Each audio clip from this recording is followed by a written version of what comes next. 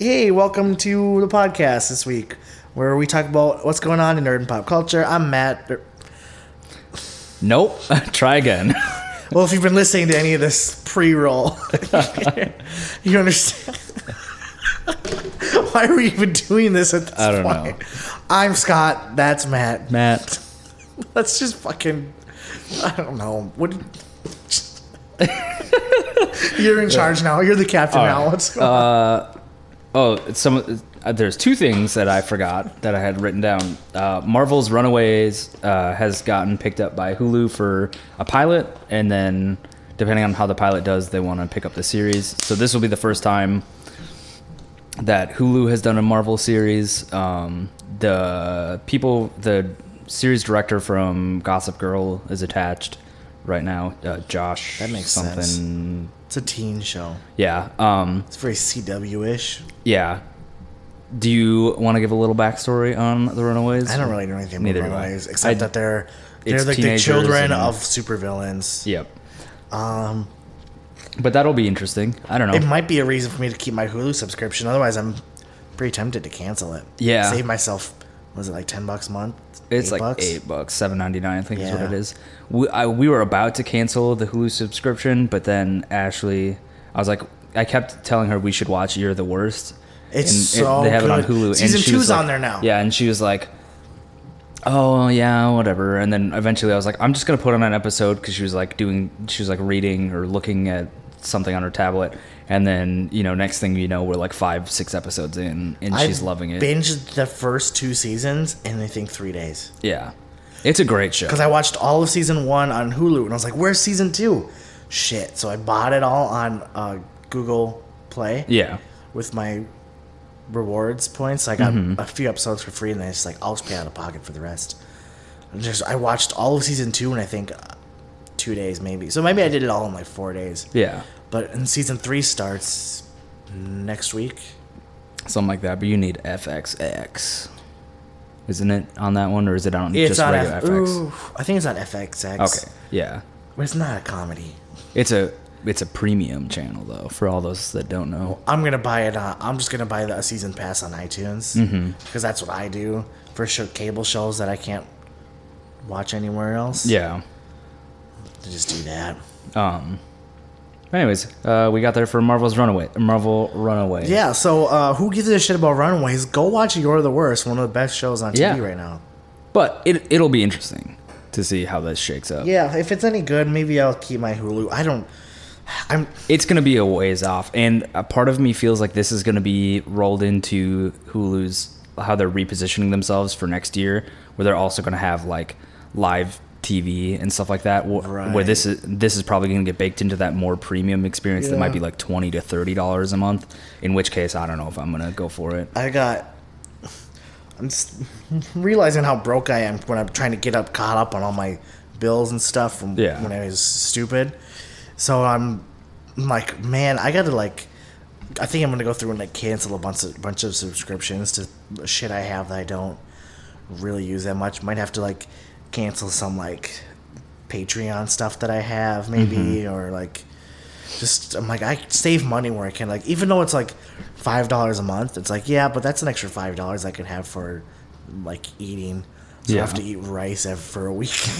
You know what I mean? Yeah. It's enough for a whole thing of ramen for a month. Yes, I'm trying to scale all my things back because they add up, Yeah.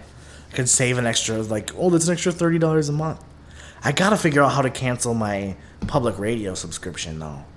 Oh fuck yeah! I canceled that. It's so fucking difficult. I canceled that a long time ago. I just had my card canceled. Well, I had an overdraft on it when they tried to update it last time when they tried to run it. Or no, it wasn't an overdraft. It was just a decline because it won't overdraft with them. But it was just we had trouble processing your payment. And I was like, well, can you just cancel it? Yeah.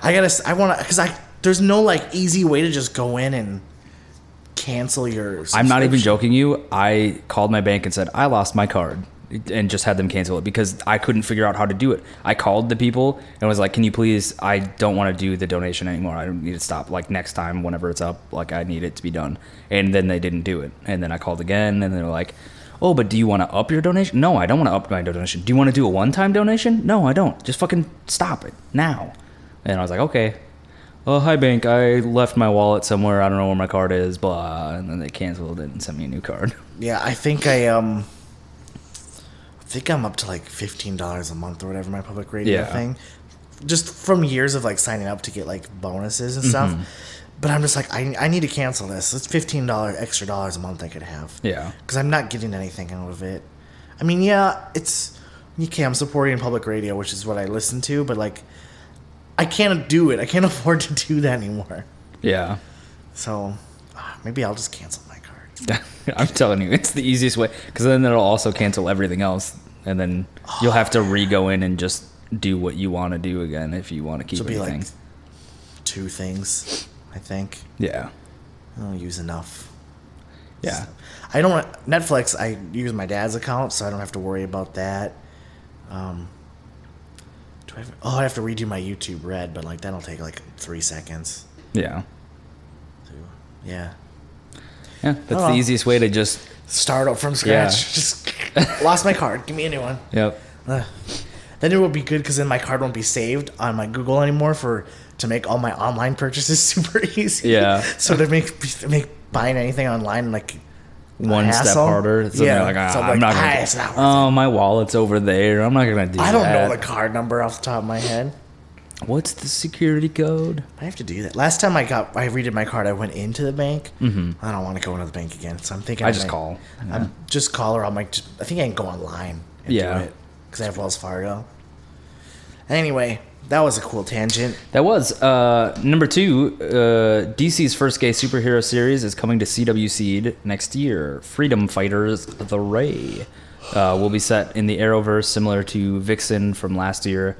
Any thoughts on this, Scott? I mean, is it bad if I say I don't have any thoughts on it because I don't care? I have no idea who this character is. I don't either. I don't really care. I mean, it's like, oh, first gay superhero on their TV or whatever. And it's like...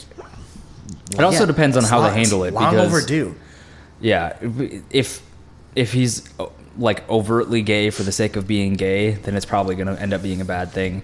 But if he's also not going to be the case. Yeah. But they're just advertising this sexuality because it would get viewers, which is like, I mean, it makes sense. You're like, hey, we've got a gay superhero now. You should probably check it out. Even though it'll be like probably such like a minuscule part of his. It was like when they said, it's like when they said Sulu's gay, and there's like, okay, it had nothing to do with anything. If you paid attention for 30 seconds in the movie, you might have noticed.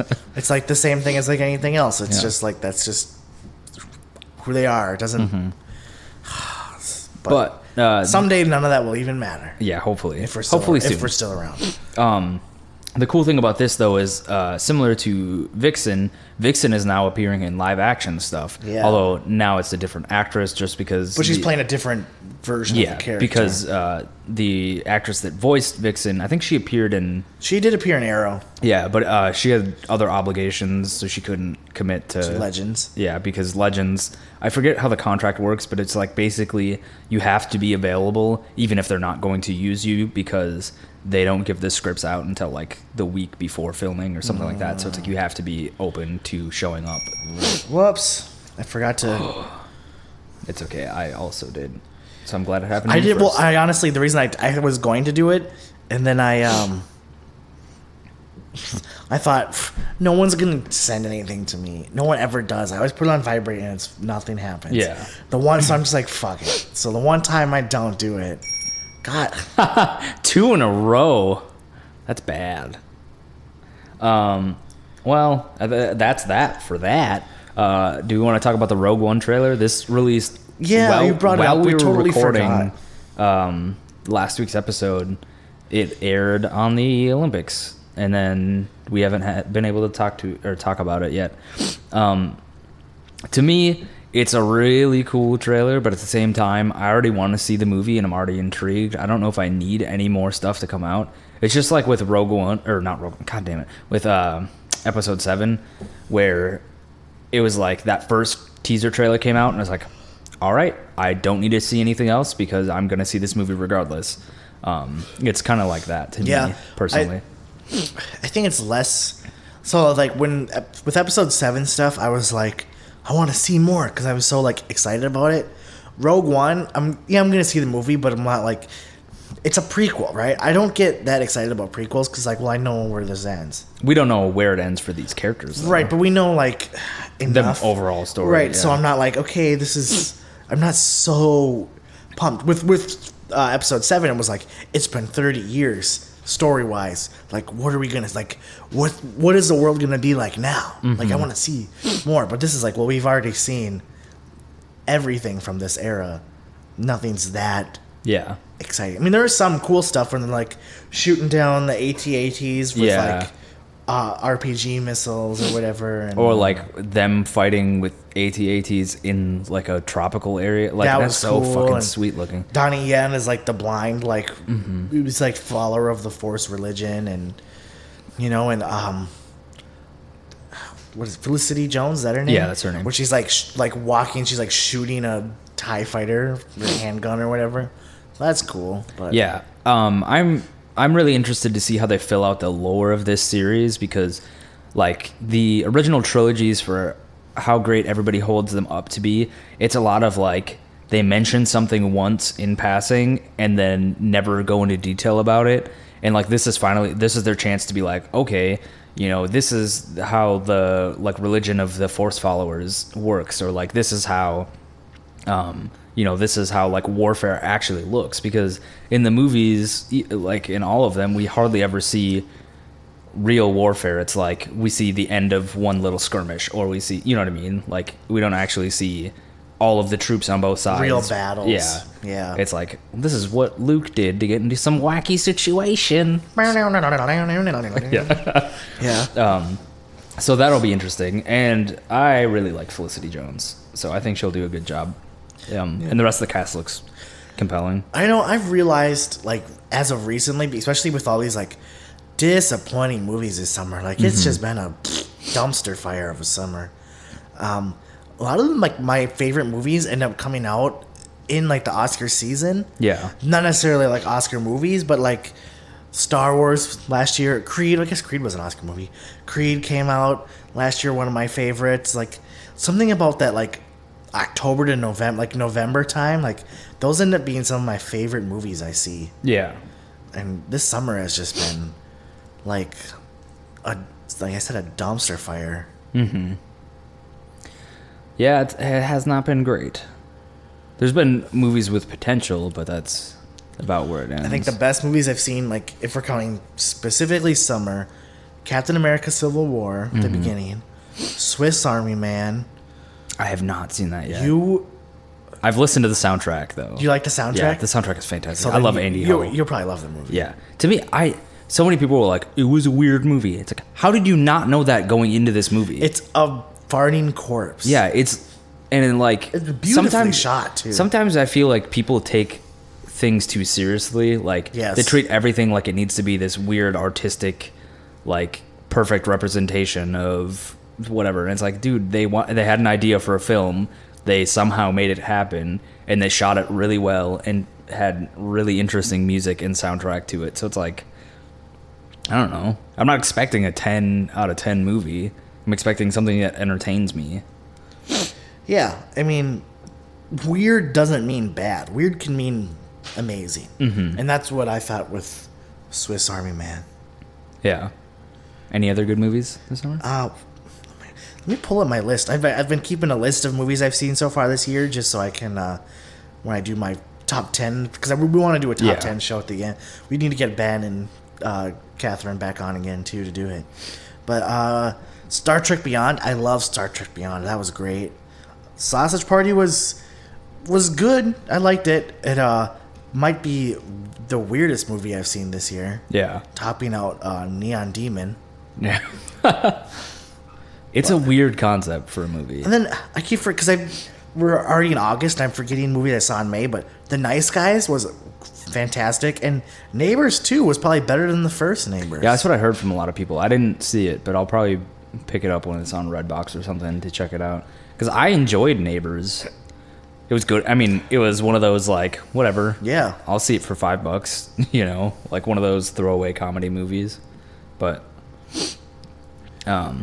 all right, well, we really only have one topic left. And like we were talking like last night that it's like it's dumb because first of all it's not even confirmed, and the only people getting upset about this are white boys. Sad white. They're obvious. Like they can say all they want how not racist they are, but they're definitely racist. Yeah. So if you don't know what we're talking about, Zendaya was cast in Spider-Man: Homecoming. No, was she? Oh, we know she's cast. Yeah, we know. We don't know what her role is. And what is his name? Humberto Gonzalez. At the Wrap. Was reporting that she was cast as Mary Jane Watson, which in the comics has, I think, always been a white female. Redhead. I was gonna say I don't think there's ever been any other version of her, but people get bent out of shape about all these. It's like, who cares what race she is? Or the biggest thing is like, okay, they're like, well, we gotta like they're changing the way she is in the comics. In comics, she's white and has red hair. I saw one thing, guys going off about like the red hair being like a thing. And then someone posted a picture of Zendaya with red hair, and they're like their argument just completely was just crumbling apart. Also, the fact that Kirsten Dunst didn't have red hair. Exactly, that was part of the thing too. Yeah, exactly. But I mean, and also in Spider-Man, the Amazing Spider-Man or whatever it was with Andrew Garfield, they cast Shailene Woodley as Mary Jane Watson, and she also doesn't have red hair. Right. So it's like you guys clearly it's a skin tone that you don't like. And to me, it's like it literally doesn't matter. What if she tried out for the role against a bunch of people white females that had red hair, and she was the best one? Yeah, that's what matters. She at the captured end of the the essence of that character. As long as she can portray the character the correct way, I could care less. Think about it too. Like all these old characters, when everyone was that they were created, everyone was white and straight. Yeah, and the only time they weren't was when that was like a defining part of their character, like Black Panther. Yeah, or Luke Cage. Like that was like defined who they were. Otherwise, everyone was just white, straight. Like that's it. You know, like Dan Slott tweeted out yesterday.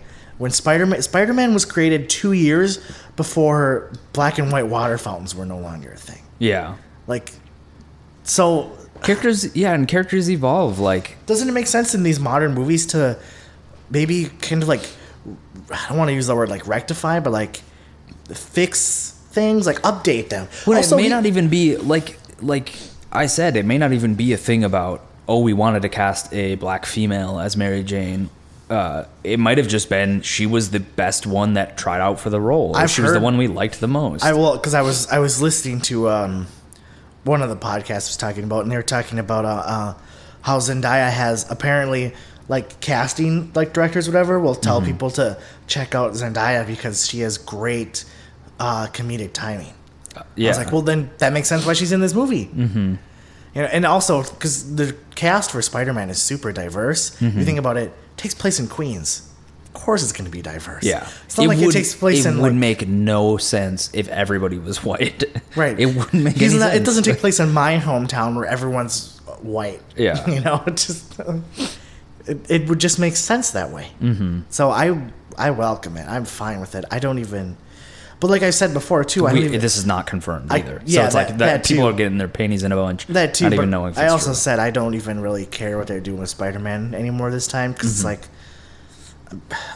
I'm not like blind faith with it. I'm just like, I'm going to see it. I trust them to do whatever.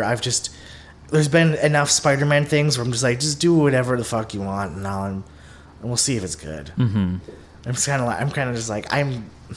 done judging anything that comes out of Spider-Man anymore. Yeah. I'm just glad they're not doing the same story again.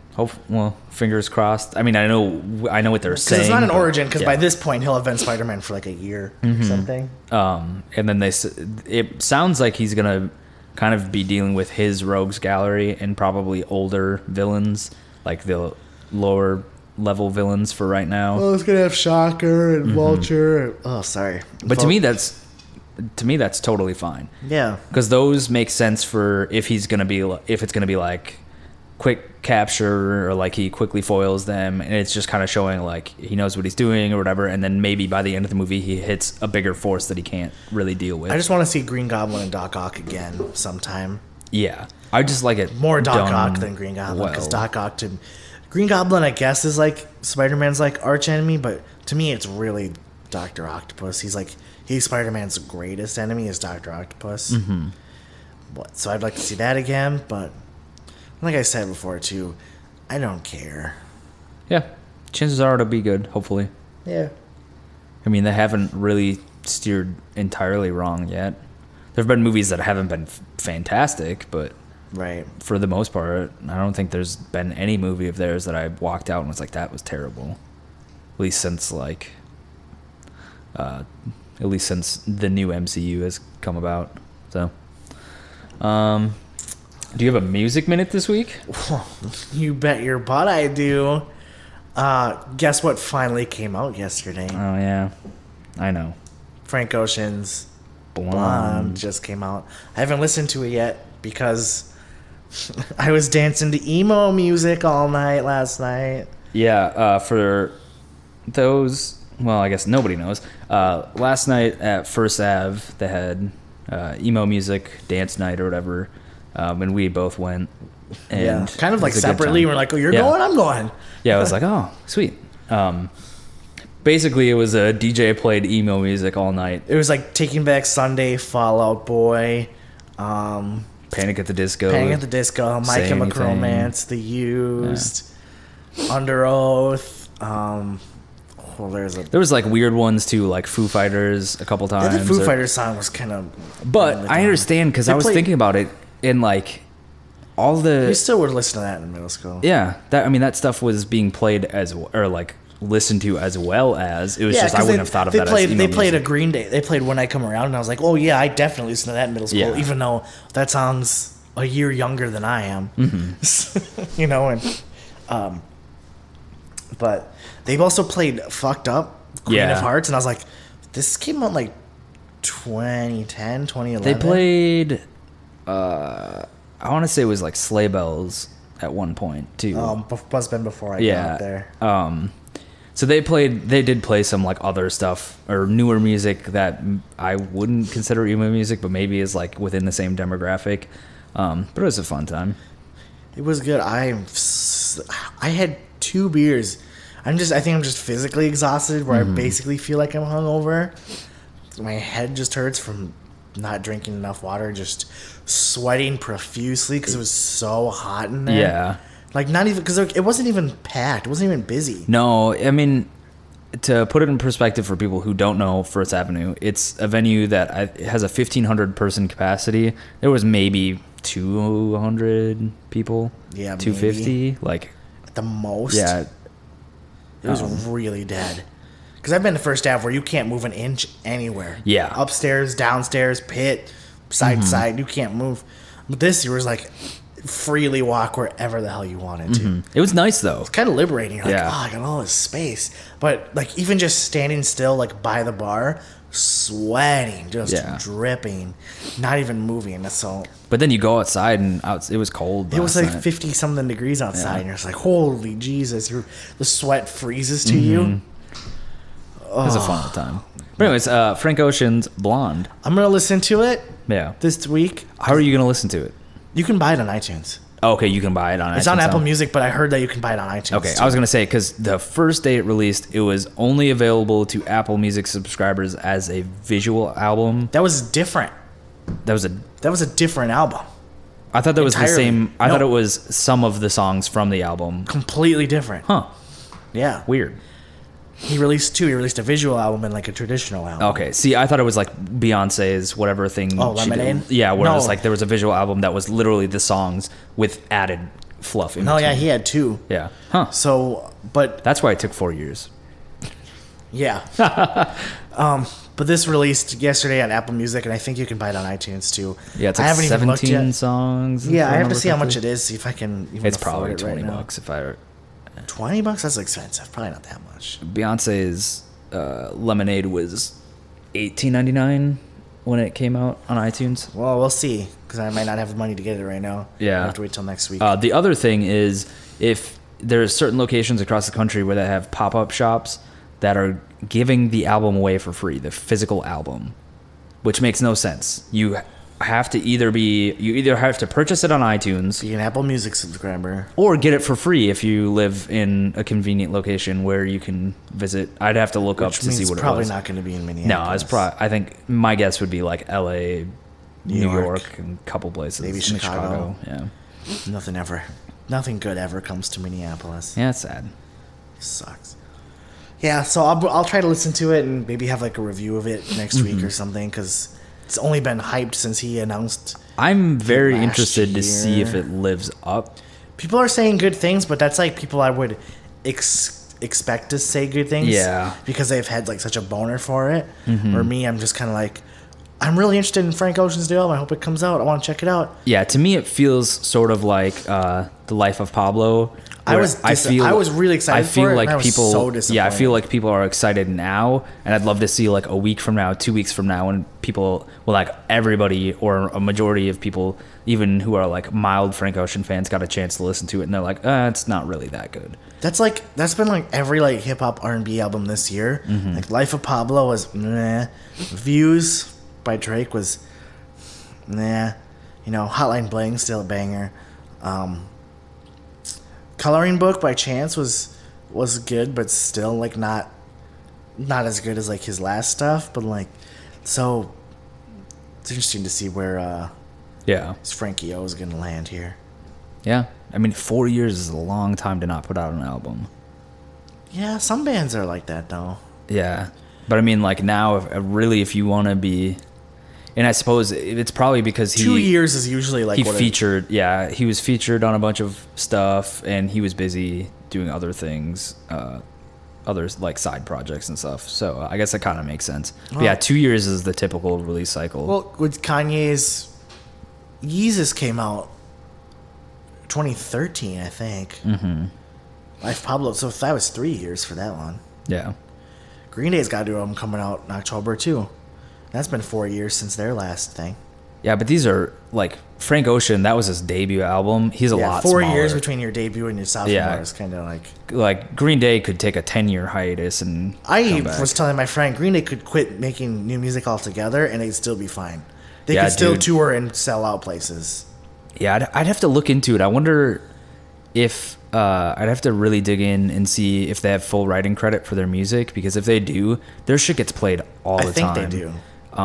You know, like radio stations, DJs play it all the time, like bands cover it all the time. And even if a slim amount of those are getting reported to like ASCAP and BMI, they're probably making 100,000 or more a year just off of writing credit from Dookie.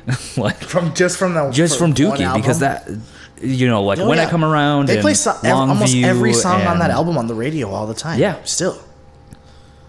But like I was telling my friend, because I was a huge Green Day fan in middle school, and I still really like Green Day. You know, Dookie is like up there on. It's definitely in my top 100 albums. Oh, yeah. I don't know if it'd make my top 10, but it probably would even make my like top 50. It would maybe make my top 10, top 15 at the most. Yeah, because it's a really good. I also really like. It's just a Nimrod is great album. too. Nimrod's where they started to get a little. They started to change a little bit, move to like, you know, develop their sound. But yeah, I was telling my friend, who she was also a big Green Day fan, like they could just quit making new music and only tour and play their classics and stuff, and they'll still do just fine. Yeah, they would never have to do anything new. Yeah, and like I said, they might be raking in on the royalties.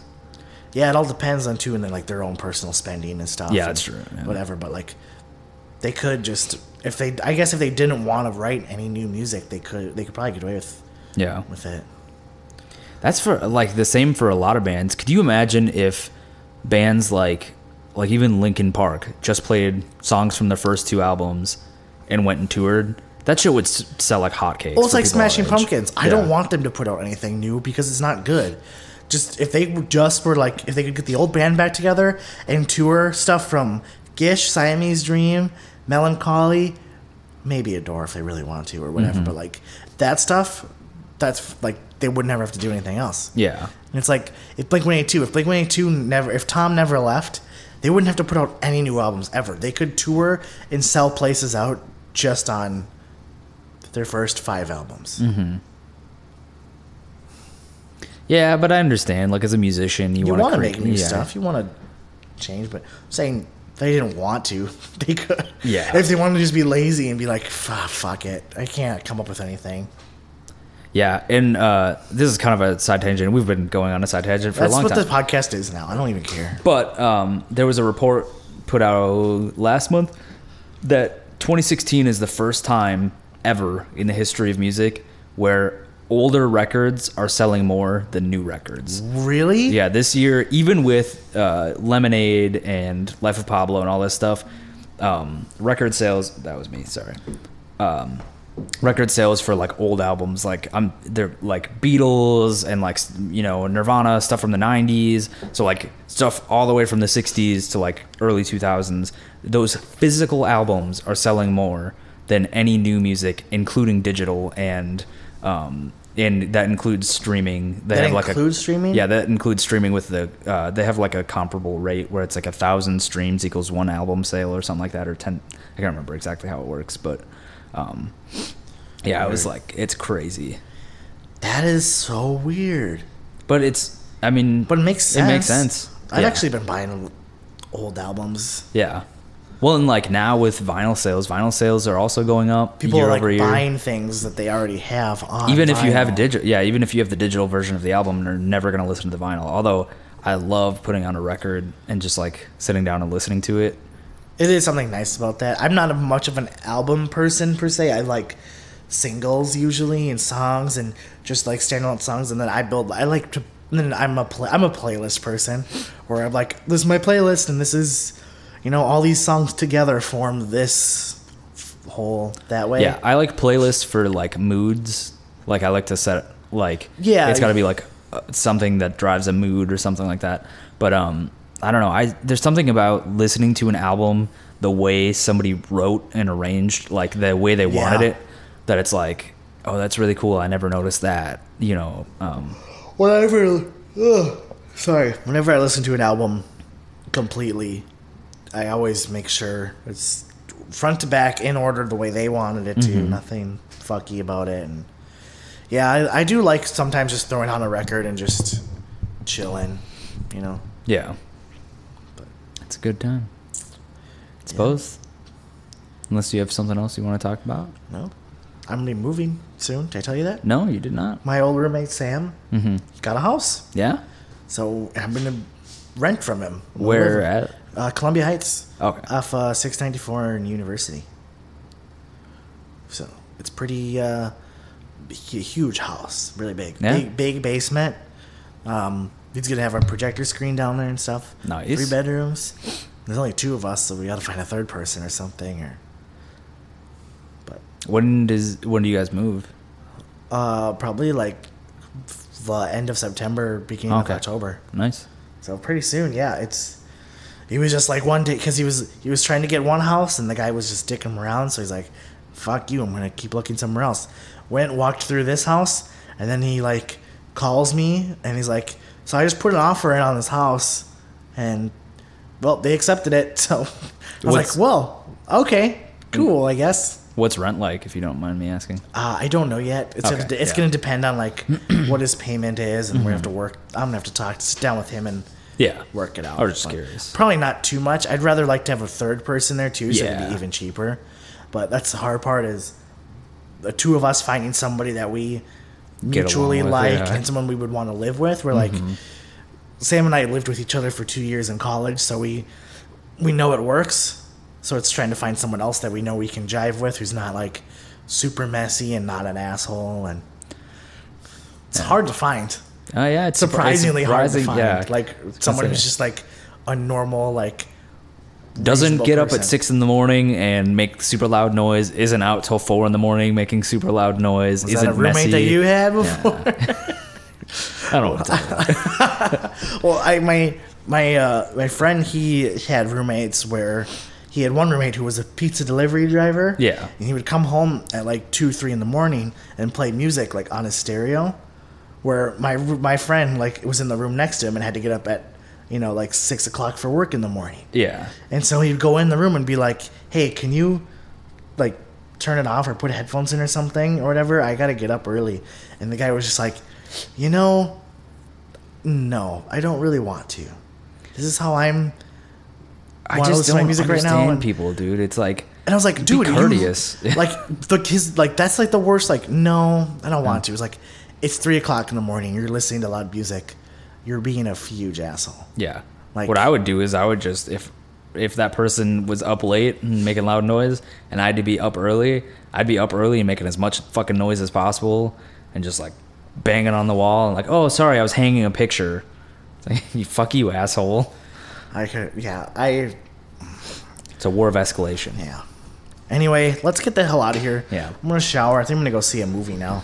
That was what my text was about. I'm gonna go see Don't Think Twice. I don't know if you saw the previews for that. I did see the previews for that. Anyway, you find me online at Scotty Boy, SCOTTYBWO4Ys.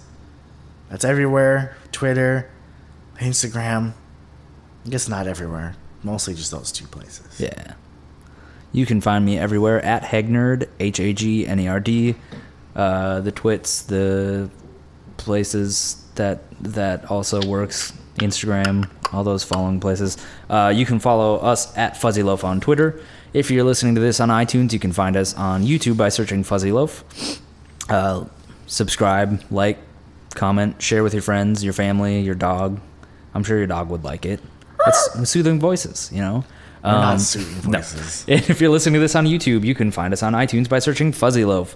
Subscribe, give us a rating. I hear it's out of 5 stars. Leave us a comment. Let us know what we're doing right, what we're doing wrong. And if you like these tangents, because they're staying no matter what. Oh, what? Sorry. Yeah. All right, fuck this, dude. Let's get the hell out of here. Smell you later, dorks. Bye. Maybe that much if you went to a restaurant. Well, it's like even Five Guys is can add up really fast. Because like a burger is like you get a bacon $10. cheeseburger and some fries and a soda. Yeah, and the fries are, I think the minimum on the fries is like $5. That's like, yeah, if you get a smaller, like regular size fry. But tip. Just get the small, because they always fill the fucking bag full of fries anyways. Yeah. It's like, why I don't even get any fries when I go to Five Guys, because I can never eat a burger and fries. Yeah, it's all too much. Yeah. Me and Ashley have gone before and just split one order of one burger and one fry and been fine. I could eat I feel like a burger from Five Guys, and I could eat a little more, but not enough to justify even buying a small fry. Yeah, because they're fried so much. It's like I could get a burger and then split a fry with somebody, but I couldn't just have a burger and fries, or just a burger. It's a conundrum. Yeah. Anyway, I'm sure we're recording, right? Yep. That's fine. That's going to be in there. Cool. Anyway,